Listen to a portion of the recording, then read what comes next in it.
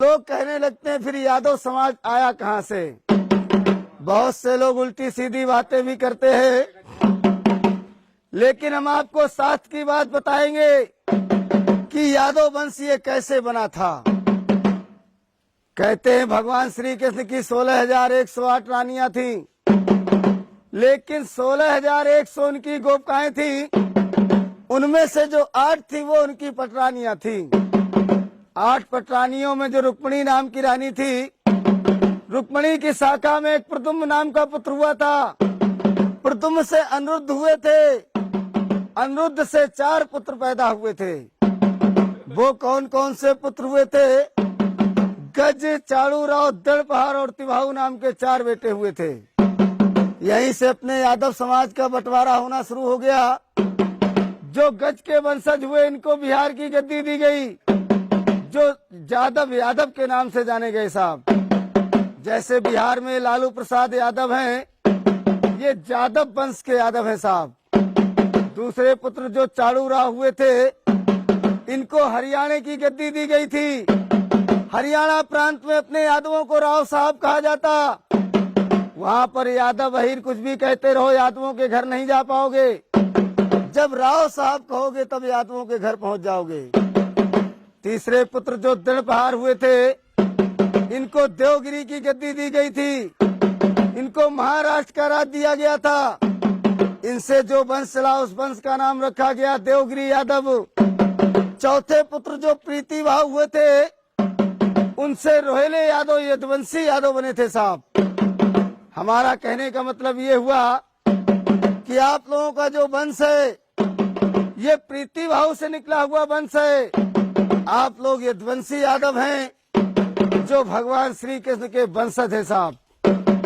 इधर भगवान श्री कृष्ण की दूसरी रानी जामवंती थी, जो जामवंत की पुत्री थी। उससे 2 पुत्र पैदा हुए थे, दृढ़ और श्याम। जो श्याम के वंशज हुए वो जाडेजा यादव, सिंधी यादव कहलाए, और जो दृढ़ से वंश चला था वो डढ़ोर यादव और कमरिया यादव बने थे साहब। जैसे कि मुलायम सिंह यादव हैं, भी कमरिया वंश के यादव है साहब। इधर बलदाऊ जी की शादी राजा रेवत की पुत्री रेवती के साथ में हुई। इनसे निषद उन्मुख नाम के 2 पुत्र हुए। इनको महोबे मध्य प्रदेश का राज दिया गया, जो बनाफर यादव और दौआ यादव के नाम से जाने गए साहब। ये जो अलाउद्दीन थे बनाफर कुली के यादव थे। इधर एक चकेरी का राजा उद्यम घोष हुआ था, जिसका बेटा हुआ शिषपाल घोष। शिषपाल घोष का वध भगवान श्री कृष्ण ने किया था। तब रुक्मिणी को विवाह के ले गए थे, इसलिए शिषपाल घोष से जो वंश चला उस वंश का नाम रखा गया घोषी यादव। ये घोषी यादवों ने अपने यादव समाज से विद्रोह कर लिया था। भगवान श्री कृष्ण के वंशों से घृणा मानने लगे थे, इसलिए इनके वंश पे अकाल पड़ गया था। इनके राज पुरोहितों ने इनको बताया था कि जब भगवान श्री कृष्ण के वंश में जाकर तुम वंश बजाकर भिक्षा मांगोगे, तभी अपने कर्म से उद्धार हो पाओगे। तब से आकर के घोषी लोग वंश बजाने लगे थे। वहां से घोषी समाज कहलाया था साहब। ये तो सुनाई वंशावली, कैसे चंद्रवंश बना, कैसे यदुवंश बना, कैसे अहीर नाम पड़ा, कैसे घोषी कमरिया ग्वाला बने। अब एक मिनट के लिए अपने यादव समाज के हम कुली बताएंगे कि यादवों में कौन कौन सी कुली होती है साहब।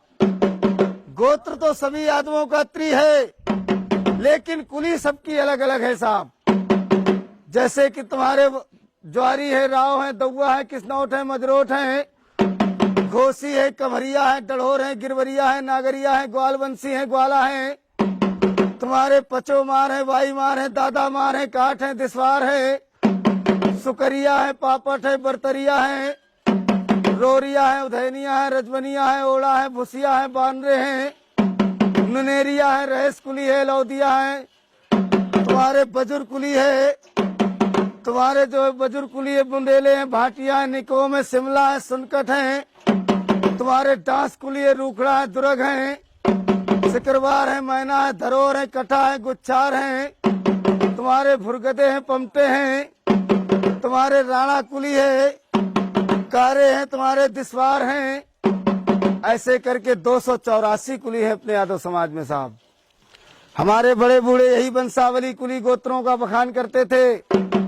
यादव समाज के लोग, राजा लोग खुश होकर उनको दान दिया करते थे। लेकिन अब राजा तो बचे नहीं भैया, इसलिए गांव गांव जाकर अपने यादवों का बखान करते हैं साहब।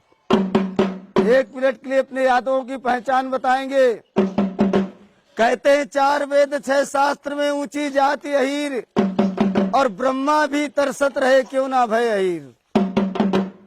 यादव समाज की पहचान क्या हुआ करती थी? यादव समाज का जो गोत्र है वो त्रिगोत्र है। यादव समाज का जो वेद है यजुर्वेद है साहब। यादव समाज की जो कुलदेवी है महालक्ष्मी है। यादव समाज में जो पूजन होता था, होली दीपावली में तलवार का पूजन होता था। यादव समाज का जो झंडा था वो पीला झंडा था।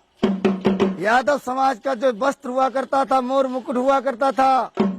यादव समाज के जो गुरु थे वो दुर्वासा सिंह हुआ करते थे। एक पहचान और है यादवों की। कहते छाती तानत शान से चाहो जहाँ जात शरीर, छाती तानत शान से चाहो जहाँ जात शरीर, मान हान और कड़ वचन सह नहीं सकत अहीर।